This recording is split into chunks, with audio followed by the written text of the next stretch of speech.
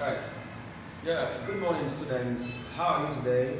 How's your stay at home? I hope you're enjoying your stay there and you're staying safe too.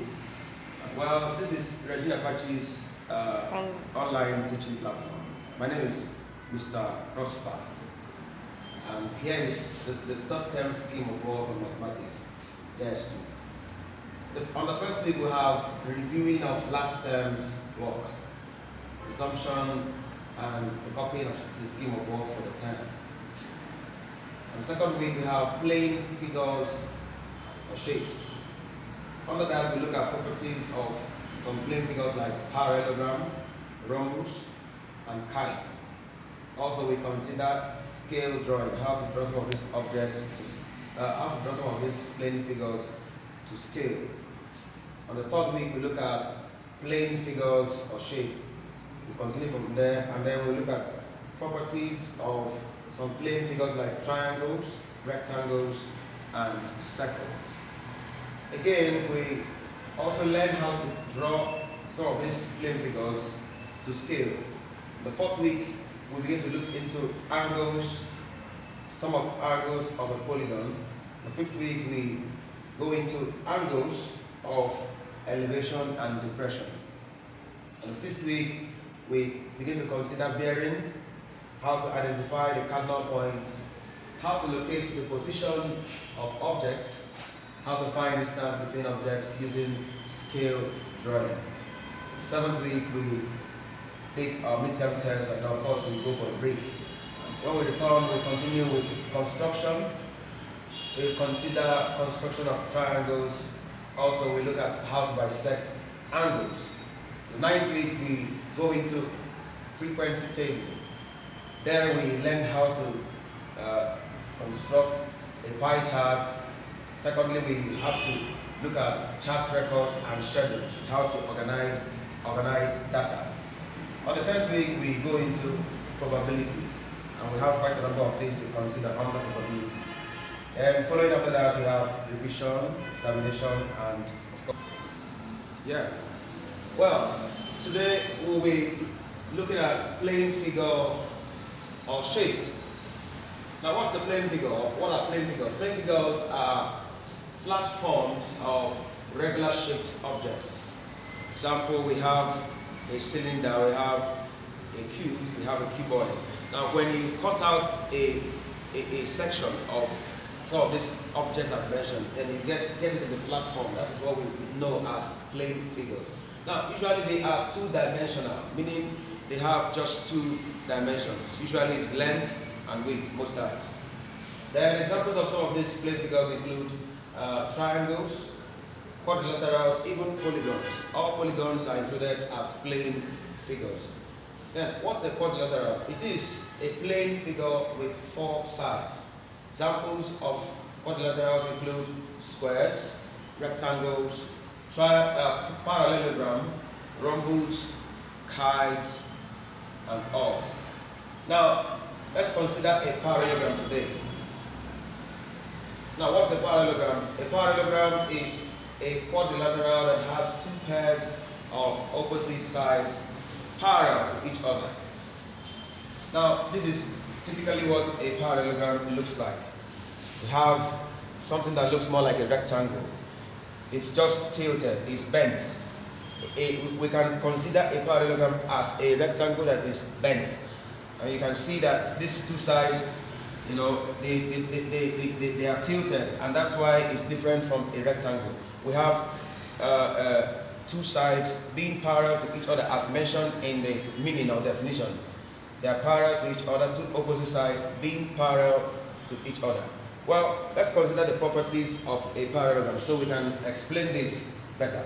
First, a parallelogram has four sides and four angles. Now looking here, you can see four sides exactly. We have side AB, side CD, we have side AD, and then side BC.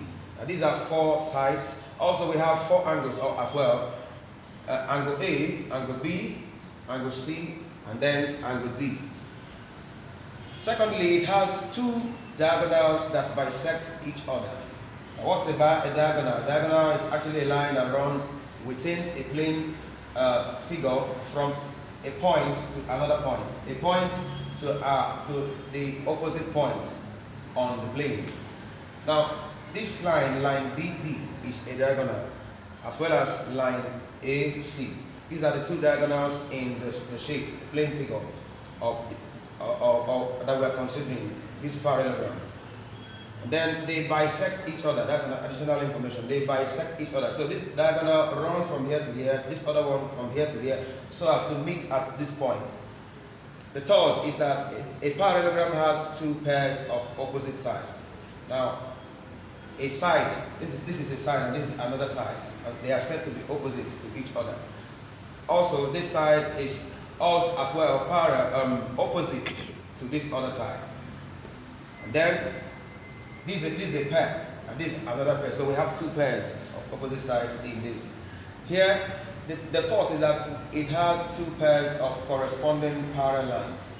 Now these two lines are parallel lines. Of course, we know that parallel lines are two lines that cannot meet. So if these lines are to be continued, if we are to extend these lines, they will still never meet. So it is with these two other lines. So we have two pairs of parallel lines. The fifth is that the opposite sides are equal in length. The opposite sides are equal in length. Like now, side AB and side CD are equal in length. So if this side is 4 cm, this other side should be 4 cm as well. And again, if this side, these two sides are equal in length too, since they are opposite to each other. Meaning, if this is 10 cm, side AD, then it means that side BC will also be 10 cm. Then the last is that the opposite angles are equal in size. Now, see what we mean by opposite angles. Not really angle A and angle B, but angle A and angle C. They are opposite to each other. And then again, angle B and angle D are opposite to each other. So if we have, say, 120 degrees here, we should also have 120 degrees as well here. So it is with these two other angles. And so far, those are the properties of a typical parallelogram. And I believe the lesson is clear enough and well understood by you guys. Alright, here is your assignment. First is, what are plane figures? And number 2, define parallelogram. Number 3, sketch a parallelogram showing all features mentioned in the lesson. Then the fourth question is, give 6 properties of a parallelogram. You can go ahead and explain them still.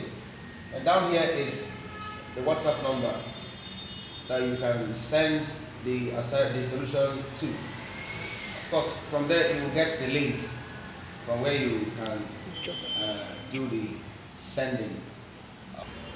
Alright, students, you have seen your assignment on mathematics. Do well to do this assignment on an exercise book and snap the page of the assignment.